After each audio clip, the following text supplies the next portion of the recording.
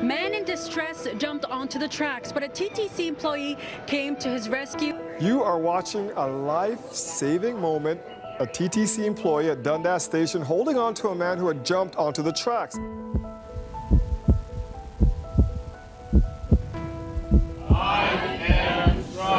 Northbound platform, please, for Robin here, turning negative to positive. Gang, count 3. 1, 2, 3.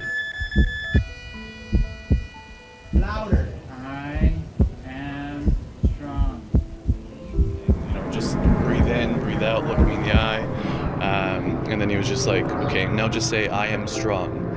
And then he had everybody on the platform say it with him on one side and the other side, and the entire subway station was saying, I am strong with him. Hugging and consoling him. And I said to him, I'm going to be your friend. I'm going to be your mentor. It's going to be okay. So I was watching the news and I came across this one story where it was a TTC employee who had stopped somebody from committing suicide. And the reason that story stuck with me was the image of one stranger sitting on the platform, hugging another stranger and keeping them alive and telling them life was worth living.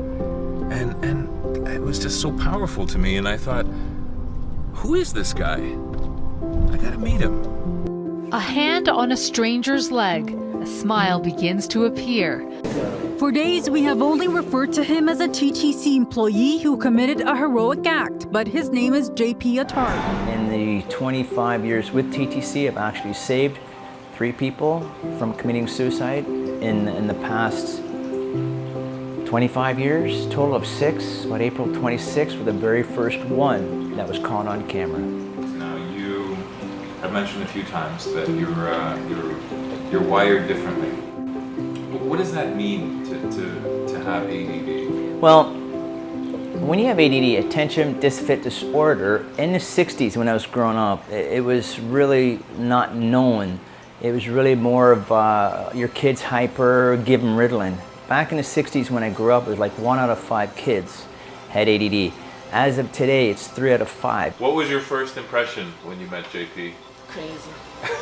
You thought he was crazy? You probably don't know what to make of him right away. But the reality is, what you see is what you get. Yeah. And what he said is really he does. I mean, it's like some people just saying stuff and they don't do. Yeah. But he's really mean it and he really doing it. What was your first impression meeting JP? So it was at the gym 15 years ago. And it was the right time to meet this guy because with his generosity is so genuine. And I was just divorcing at the time. And so I was back at the gym and I found it was weird. This guy was so open. And for some reason I started to talk to him about stuff. Usually you talk with people you know for years, huh? When I first met him, he was a drummer, just out of high school. Actually, we were probably still in high school. And yeah, Jay was he was very funny and very outgoing, and he was just a great guy, good guy. He makes people laugh. Very, very positive guy. So much helpful. I don't know what to say. He's different. He's totally different. Some people might be thinking he's crazy. He's not. If you know him very well, you will understand. He will do anything for people. There is a lot of people in depression. A lot of people or don't like themselves, and a lot of people don't know how to deal with the world actually. And there is this guy who always there, always positive. He has his own illness that most of people don't know, or to be ADD like him, it's already he's proving his own recipe is working for himself. When you give clean nutrition to the brain and you meditate and you focus and you train and you do HIIT training first thing in the morning, you do sauna, your hormones, your brain chemistry just shoots to the roof. You feel like you're untouchable.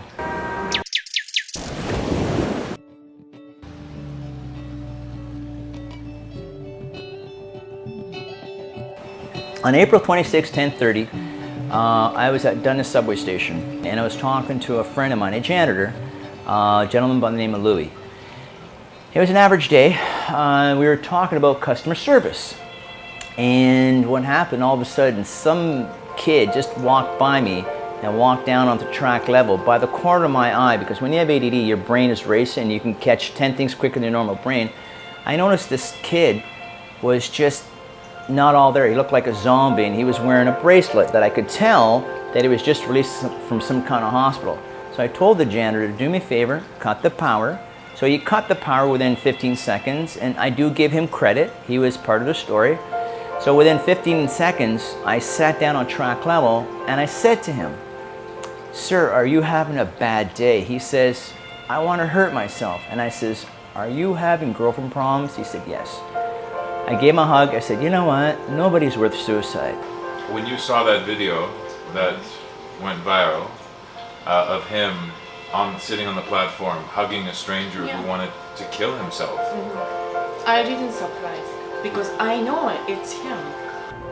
I actually saw the video before I knew it, before Jay told me, and I thought that was JP. I go, that can't be JP. It looked like him, you know, and I go, that's JP. Actually, it didn't surprise me at all. I know he will do that. Even he can go, whatever he did that day, he saved the life, like not once, he have done before, you know, after that as well. But it didn't surprise me. I know he will do anything. He will do anything. And the way he handled things, oh my God, it's all positive. He helped someone at what clearly seemed to be one of their lowest points. And I think we're all very, very glad that he was there, not just there in the booth, you know, but took the initiative to go down and do what he did, which I'm not sure, you know, necessarily would have been exactly what people would have been able to do. We all want to be that person who can help somebody, you know, like, there's a lot of people out there that are really desolate and desperate right now. It is an epidemic, and it's a silent epidemic. You know what? This illness affects the greatest rock stars, from Michael Hutchison in Excess, Robin Williams, greatest actor who I loved, he made me laugh, Linkin Park, Chris Cornell, Soundgarden. This affects everybody. It doesn't matter if you're rich or famous.